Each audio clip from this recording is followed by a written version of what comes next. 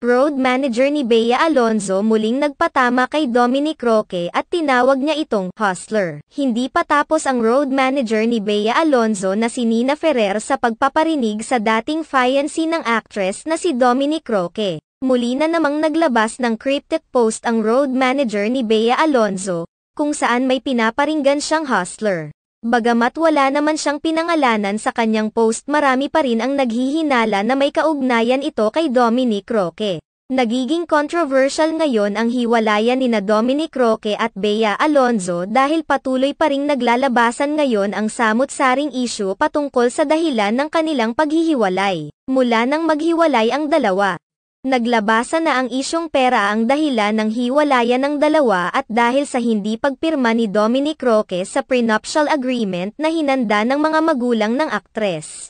Hindi rin nakatulong kay Dominic Roque ang mga ibinabahagang post ng kampo ni Bea Alonzo, lalo na ng road manager nito na palaging nakakasama ni Bea Alonzo.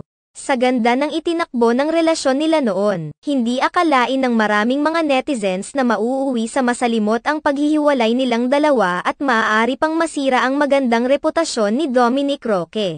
Mula nang maghiwalay sina Dominic Roque at Bea Alonzo, marami na ang umuungkat sa mga nakaraan ng aktor at mga naging pagkakamali nito noon. Kaya naman, marami ang nagsasabing talagang nagkamali si Dominic Roque sa pakikipagrelasyon kay Bea Alonzo dahil nasira ng aktres ang kanyang pangalan na matagal rin niyang pinangalagaan noon. Sa kabilang banda, parami na rin ng parami ang mga taong nakikisawsaw ngayon sa isyu ng dalawa dahil may mga lumalabas na haka-haka na maging ang mga senador ay pinapaimbestigahan na rin kung ano ang totoong negosyo nito at kung sinong politiko ang nagpapatira rito sa isang mamahaling kondo.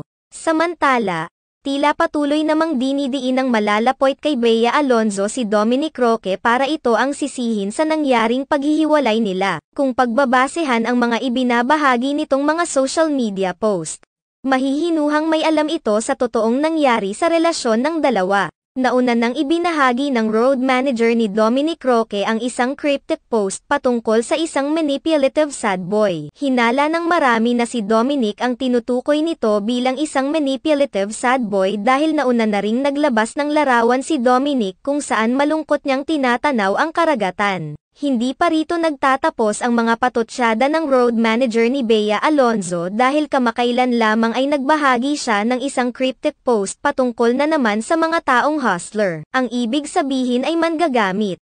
Muli itong iniuugnay kay Dominic Roque dahil nagsilabasan na rin ang balitang sa tuwing nagdi-date o nagta-travel abroad ang dalawa ay palaging si Bea Alonzo ang gumagastos.